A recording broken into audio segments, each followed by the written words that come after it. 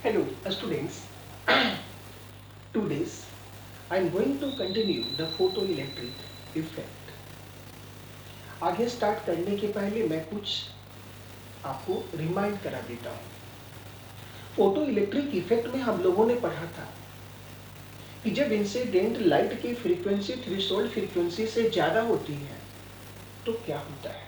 तो हम लोगों ने देखा था कि यदि इंसिडेंट लाइट की फ्रीक्वेंसी थ्रेशोल्ड फ्रीक्वेंसी से ज़्यादा होती है तो minimum amount of energy is used to eject the electrons, that is called threshold energy. और उसके बाद जो रेस्ट एनर्जी बचती है that impart the kinetic energy of ejected electrons. यहाँ तक हम लोगों ने पढ़ रखा था। अब हमारी क्वेश्चंस थी, मान लेते हैं आपने एक ऐसे लाइट को अलाउ किया है on the surface of metal whose threshold whose frequency is greater than that of threshold frequency.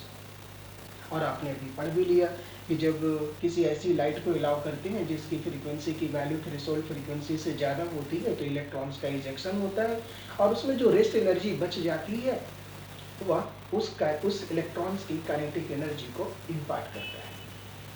लेकिन थोड़ा सोचिए, आपने एक इलेक्ट्रॉन्स देखा कि फर्स्ट इलेक्ट्रॉन इजेक्ट हुए, सेकंड इलेक्ट्रॉन इजेक्ट हुए, थर्ड इलेक्ट्रॉन इजेक्ट हो रहे हैं मेटल सरफेस से। तो क्या ये सारे सक्सेसिव इलेक्ट्रॉन्स की काइनेटिक एनर्जी सेम होगी और सारे इलेक्ट्रॉन्स के लिए जो थ्रेशोल्ड फ्रीक्वेंसी की वैल्यू हो रही है, थ्रेशोल्ड एनर्जी की रिक्वायरमेंट हो रही है, वो सभी सक्सेसिव इलेक्ट्रॉन्स के लिए सेम होंगे? तो चलिए पहले इस बात को हम लोग समझते हैं। तो हम लोगों ने देखा, इसके लिए हम लोग समझते हैं कि मान लेते हैं ये एक न्यूक्लियस है, ये first orbit, second orbit, third orbit, कोई इलेक्ट्रॉन्स मान लेते हैं, एक इलेक्ट्रॉन्स यहाँ पर है, नेक्स्ट कुछ इलेक्ट्रॉन्स यहाँ पर है तो इसमें भी सब सेल्स में प्रेजेंट होते हैं, कुछ यहाँ इलेक्ट्रॉन्स हैं, ऐसा हम लोग मान के चलते हैं। अब आप देखिए जो सबसे लास्ट ऑर्बिट में इलेक्ट्रॉन्स प्रेजेंट है ये तो इस न्यूक्लियस से काफी लूजली बॉन्डेड है। तो इसे अब मान लेते हैं कि थ्रेशोल्ड फ्रीक्वेंसी इस इलेक्ट्रॉन को निकालने के लिए मान लेते हैं कि जो एनर्जी की जरूरत होती है उसका कोई हम लोग नंबर में कुछ मैं ले लेता हूँ। इसी तरह देख के समझ सकते हैं कि इसकी जो फोर्स ऑफ अट्रैक्शन होगी यहाँ से और इसके लिए कुछ थ्रेशोल्ड फ्रीक्वेंसी होगी। तो नेक्स्ट देखिए, ये फर्स्ट इलेक्ट्रॉन को निकालने में हमने माना कि कुछ भी एनर्जी कंज्यूम हुआ होगा, रेस्ट जो बच गए उसकी काइनेटिक एनर्जी को उसने इम्पार्ट किया। नेक्स्ट अभी सेकंड इलेक्ट्रॉन देखिए, तो क्या सेकंड इलेक्ट्रॉन की डिस्टेंस जो आप निकाल रही हैं उसके न्यूक्लियस से जो फर्स्ट इलेक्ट्रॉन जो आपने निकाला दोनों की डिस्टेंस सेम है? नहीं। तो सेकंड ऐसा कह सकते हैं, successive electrons becomes more nearer to the nucleus. As a result of it, the force of attraction that operates between the nucleus and successive electrons gradually increase. Or with increasing the force of attraction towards the electron, which we have to remove as a photoelectrons from the metal surface. Naturally, the minimum amount of energy which was required to remove an electron, which was called threshold energy, for the successive electron, the value of threshold energy will increase. और आपने जो light allow किया है उसकी frequency तो fix है, आपने उसे एक फ्रीक्वेंसी की लाइट को आप अलाउ करते जा रहे हैं। फर्स्ट इलेक्ट्रॉन उससे रिलीज हुआ, सेकंड इलेक्ट्रॉन उससे इजेक्ट हुआ, थर्ड इलेक्ट्रॉन इजेक्ट हो रहा है, लेकिन जो सक्सेसिव इलेक्ट्रॉन इजेक्ट हो रहे हैं तो successive electrons becomes more nearer and nearer to the nucleus, so more amount of energy will require to remove this electron. और जब जितनी ज्यादा एनर्जी इसको रिमूव करने में जरूरत होगी तो जो एनर्जी उसके पास रेस्ट बच जाते थे उसका मैग्नीट्यूड धीरे धीरे घटता चला जाएगा और धीरे धीरे थ्रेशोल्ड फ्रीक्वेंसी थ्रेशोल्ड एनर्जी की वैल्यू बढ़ती चली जाएगी, जिसके कारण इलेक्ट्रॉन का इजेक्शन तो होगा लेकिन उसकी काइनेटिक एनर्जी धीरे धीरे घटती चली जाएगी। तो इससे एक बात क्लियर हो गया, इसको मैं लिख देता हूं, आप लोग नोट कर लेंगे। First, the kinetic energy of successive electrons, kinetic energy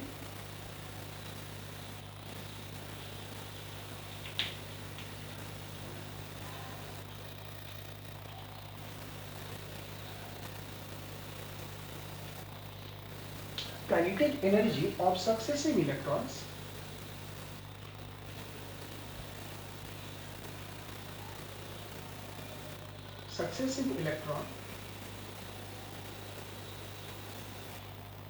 gradually decrease with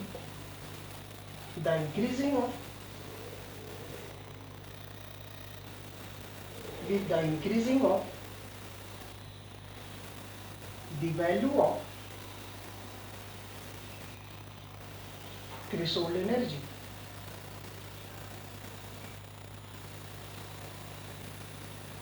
Called wave function, threshold energy for successive electrons.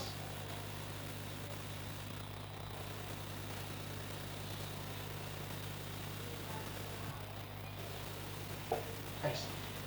तो यहाँ से क्लियर होगा कि जब आप किसी ऐसे लाइट को अलाउ करते हैं जिसकी फ्रीक्वेंसी थ्रेशोल्ड फ्रीक्वेंसी से ज्यादा है, तो इलेक्ट्रॉन्स का इजेक्शन तो होगा, लेकिन सक्सेसिव इलेक्ट्रॉन्स की काइनेटिक एनर्जी धीरे धीरे घटती चली जाएगी।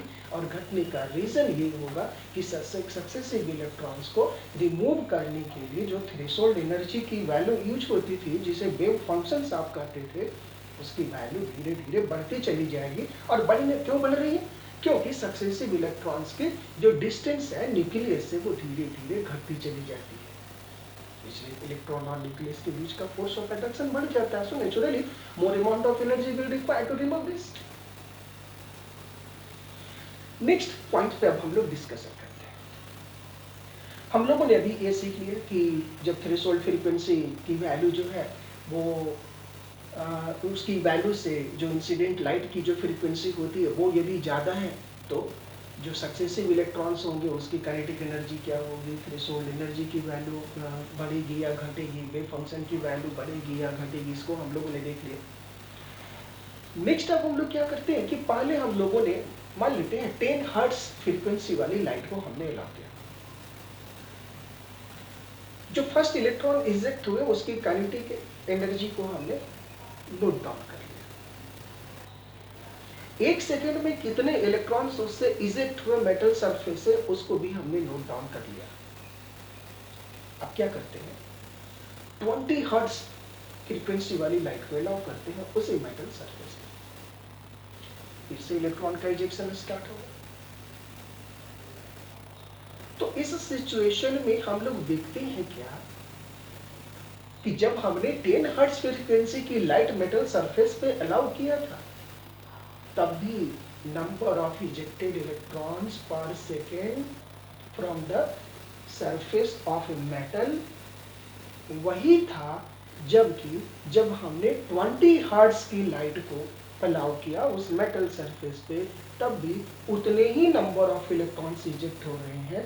केवल डिफरेंस यहाँ हो गया कि उस इजेक्टेड इलेक्ट्रॉन्स की काइनेटिक एनर्जी पहले वाले इजेक्टेड इलेक्ट्रॉन्स की काइनेटिक एनर्जी से ज्यादा थी। इसे पता चला कि number of electrons ejected from the metal surface is independent to the frequency of incident light, but the kinetic energy of the ejected electrons means photoelectrons is directly proportional to the frequency of light. इससे एक बात का पता चला। तो next point इससे clear हो गया। Second point, the number of ejected electrons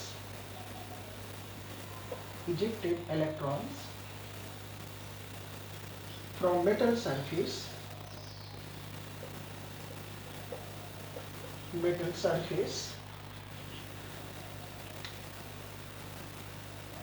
are independent independent from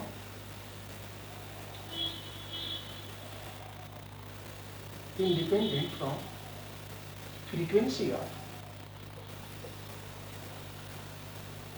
incident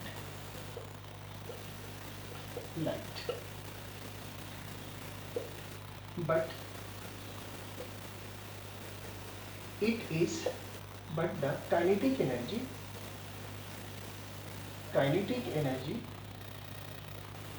of the ejected electrons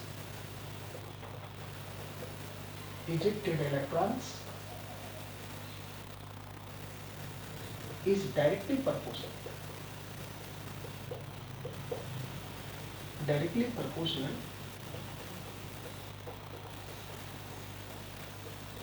to the frequency.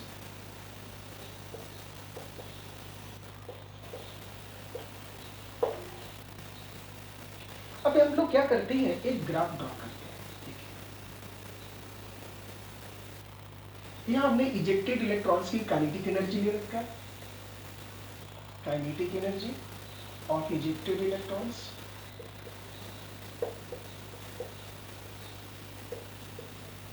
और यहां हमने फ्रीक्वेंसी ले रखा है।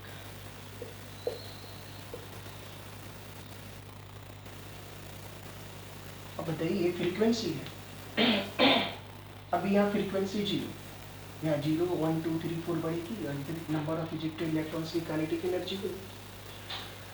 तो पहले आप यहाँ ध्यान दीजिए कि जब यहाँ इलेक्ट्रॉन फ्रीक्वेंसी 0 तो एनर्जी 0, इलेक्ट्रॉन का इजेक्शन नहीं हो।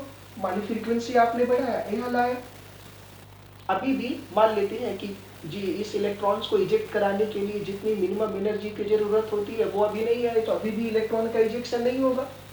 मान लेते हैं यहाँ पर आते हैं, यहाँ आने के बाद अब इलेक्ट्रॉन का इजेक्शन स्टार्ट होता है। इसका मतलब इतनी जो फ्रीक्वेंसी होगी that is the threshold frequency, that is called v nu naught, ये थ्रेशोल्ड फ्रीक्वेंसी की वैल्यू होगी। अब यहाँ से इलेक्ट्रॉन का इजेक्शन स्टार्ट होगा, तो इसको हम लोग ऐसे दिखाएंगे, इलेक्ट्रॉन इजेक्ट हो रहे। देखिए आप यहाँ से देखिए, इलेक्ट्रॉन इजेक्ट होते चले जा रहे हैं, इसकी काइनेटिक एनर्जी बढ़ती चली जा रही है। देखिए फ्रीक्वेंसी बढ़ रही है, काइनेटिक एनर्जी क्या हो रही है, बढ़ती चली जा रही है यहाँ से, और ये स्ट्रेट लाइन हो गई, और इसकी ये स्लोप हो गई।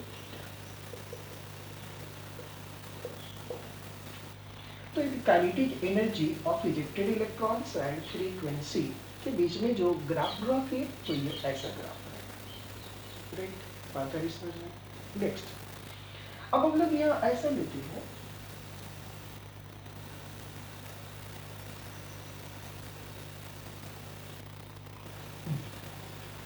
यहाँ हमने kinetic energy of ejected electrons, the number of electrons eject हो रहे, फ्रीक्वेंसी हमने बढ़ा दिया, तो फोटो इलेक्ट्रिक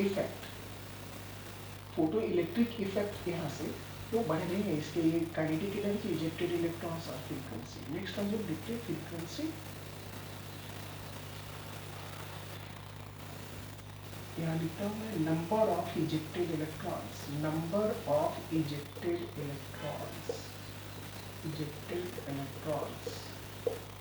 और फ्रीक्वेंसी, इसके बीच में आप ग्राफ ड्रॉ कीजिए, तो आप देखेंगे कि फ्रीक्वेंसी बढ़ाने से क्या नंबर ऑफ इजेक्टेड इलेक्ट्रॉन्स बढ़ते हैं? नहीं, वो कांस्टेंट रहता है।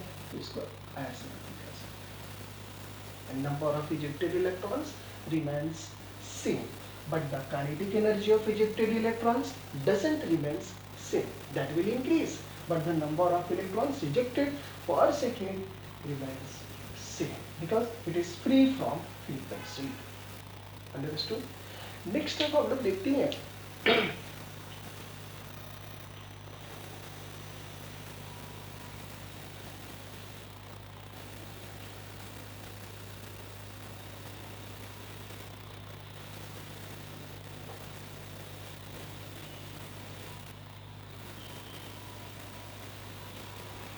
कि what will happen when intensity of light is increased. अभी तक आपने देखा था कि इंसिडेंट लाइट की आपने फ्रीक्वेंसी इंक्रीज किया, अब आप इंटेंसिटी को इंक्रीज कर देते हैं। तो ऐसा देखा गया, if the intensity of incident light will increase, then the number of electrons ejected from the metal surface will increase, but the kinetic energy remains same. तो इस पॉइंट को पहले मैं लिख देता हूँ, उसके बाद फिर मैं लिखता हूँ नेक्स्ट। ये थर्ड पॉइंट में नोट कर लिया। Number of ejected electrons, ejected electrons increase, ऐसा increase समझेंगे, increase with the increasing of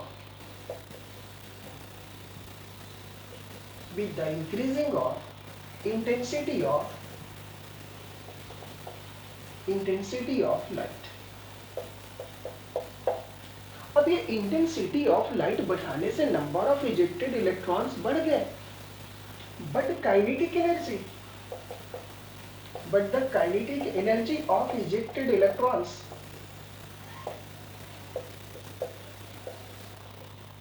remains same। ये सेम हो जाते, ये नहीं बढ़ते, उसमें कोई चेंजिंग नहीं होता, लेकिन फ्रीक्वेंसी बढ़ा देने से काइनेटिक एनर्जी इजेक्टेड इलेक्ट्रॉन्स की बढ़ जाती है। Number of ejected electrons constant रहते हैं, उसमें कोई चेंजिंग नहीं आती है, लेकिन जब फ्रीक्वेंसी बढ़ाते हैं तो नंबर ऑफ इजेक्टेड इलेक्ट्रॉन्स बढ़ जाती हैं, काइनेटिक एनर्जी इफेक्टेड नहीं होता। लेकिन ऐसा क्यों होता, चलिए इसको देखते हैं। नेक्स्ट पॉइंट, हम लोगों ने पढ़ रखा है कि जब आप लाइट को अलाउ करते हैं तो light is made up with small packets of energy called photons, और जब इंटेंसिटी बढ़ा देते हैं तो नंबर ऑफ फोटॉन्स बढ़ जाते हैं। तो with increasing the number of photons, ठीक है, with increasing number of photons their intensity of light will also increase. तो जब आप इंटेंसिटी बढ़ा रहे हैं, इसका मतलब नंबर ऑफ फोटॉन्स को आप बढ़ा रहे हैं, और नंबर ऑफ फोटॉन्स आप बढ़ा रहे हैं तो इधर नंबर ऑफ फोटॉन्स बढ़ा रहे हैं, उधर नंबर ऑफ इजेक्टेड इलेक्ट्रॉन्स बढ़ रहा है। इसका मतलब how many electrons are ejected during this phenomenon, that will depends how many photons are allowed on the surface of a metal. And it has been observed that if we allow one photon, single photon on the surface of it, then one electrons can eject from the metal surface. If we apply two photons, two electrons are ejected from that metal surface. That's why we can say that also the photoelectric effect also proves the particle nature of light, because the number of ejected electrons are directly proportional to the number of photons which is allowed on the surface of metals. So now in this way we can say that since the number of photons,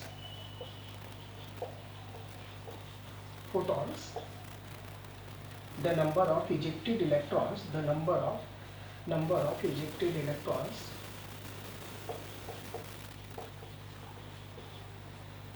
are directly proportional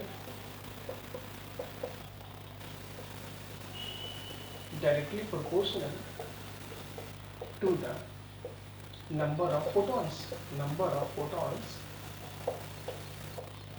allowed on the metal surface.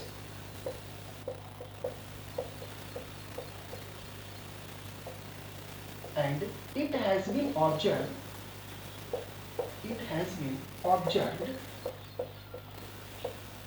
that allowing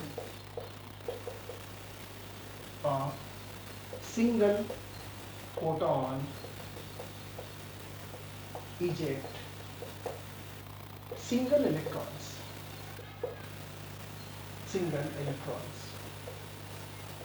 that proves photoelectric effect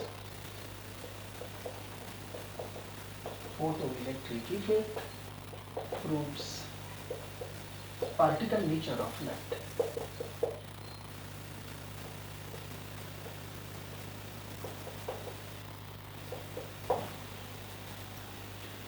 in this way under the photo electric effect हम लोगों ने ये देखा कि incident light की frequency यदि आप बढ़ाते हो तो क्या होता है, क्या कांस्टेंट होता है।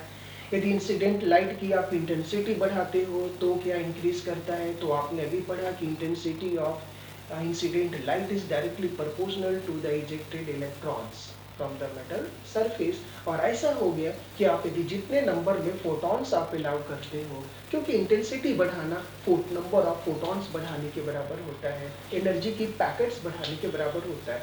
तो इंटेंसिटी बढ़ाना यानी नंबर ऑफ फोटॉन्स आपने बढ़ा दिया, और नंबर ऑफ फोटॉन्स बढ़ाने से नंबर ऑफ इजेक्टेड इलेक्ट्रॉन्स बढ़ गए। इससे पता चलता है कि जो फोटो इलेक्ट्रिक इफेक्ट है वह लाइट्स के पार्टिकल नेचर को एक्सप्लेन करता है।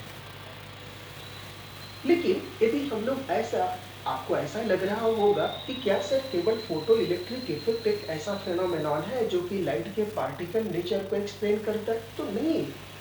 Black body radiation also explain about the particle nature of light. That's why we can say that photoelectric effect and black body radiation proves the light having a particle nature. But there are some other phenomenon also that proves light having a wave nature, as for example diffraction of light, interference of light, about which you will study under the physics. So in diffraction of light, interference of light proves the wave nature of light। अभी से पता चला particle light के particle nature के बारे में कौन कौन से फेनोमेनॉन बता रहा। Black body radiation, photo electric effect.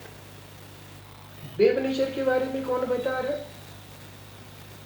Diffraction of light, interference of light. इससे पता चला some phenomenon proves light having a wave nature, while other phenomenon proves light having particle nature।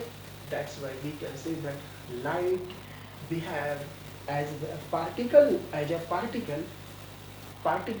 and as a wave nature। It means light having a both the nature, particle nature as well as wave nature। That's why we can say that light show dual nature। Dual nature means दोहरी नीति जिसको बोलते हैं, एक तरफ particle nature को show कर रहा, एक तरफ वेव नेचर को शो कर रहा। इसलिए हम लोग ऐसा कर सकते हैं कि लाइट में क्या होते हैं, वेव नेचर भी होते हैं, पार्टिकल नेचर भी होते हैं। और वेव नेचर के बारे में कौन बताया, इंटरफियरेंस ऑफ लाइट, और दूसरी क्या है, डिफ्रैक्शन ऑफ लाइट।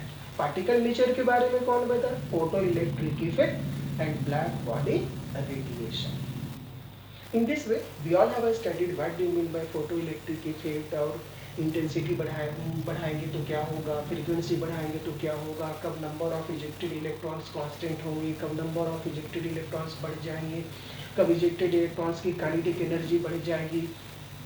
सो इस हम लोगों ने पढ़ा। Next there is one more important topic, a stopping potential.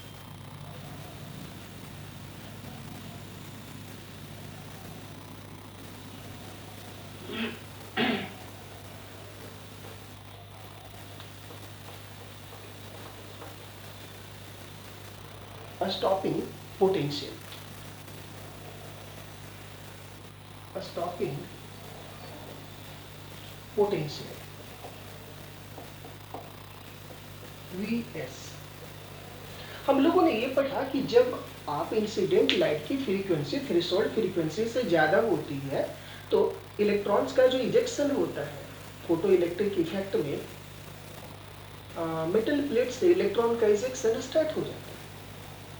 लेकिन यदि हम लोग क्या कर रहे हैं इसको कि फोटो इलेक्ट्रिक इफेक्ट को स्टॉप करना है, यानी यदि हमें इजेक्शन ऑफ इलेक्ट्रॉन को स्टॉप करना है तो we must have to apply the potential energy against the kinetic energy of this ejected electrons, and the minimum potential applied on the ejected electrons, minimum potential applied, which is able to stop or which is able to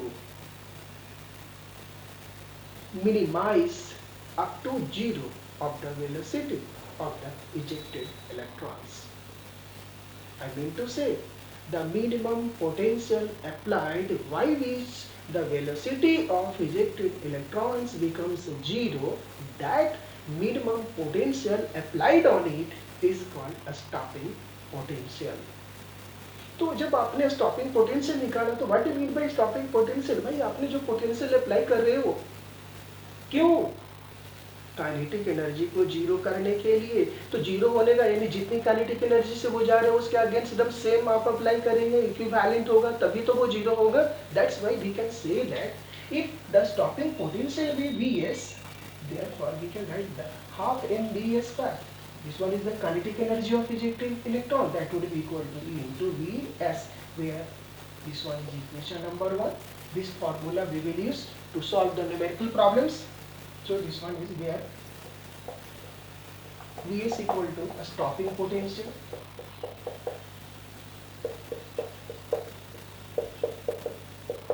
V आपको पता है velocity of electron, इसी को zero करना था हम लोगों को। m mass of electron, mass of electron. Now in this way photoelectric effect has been finished. So now we will see together in our next lecture. So thanks to all to this. Very thanks to you.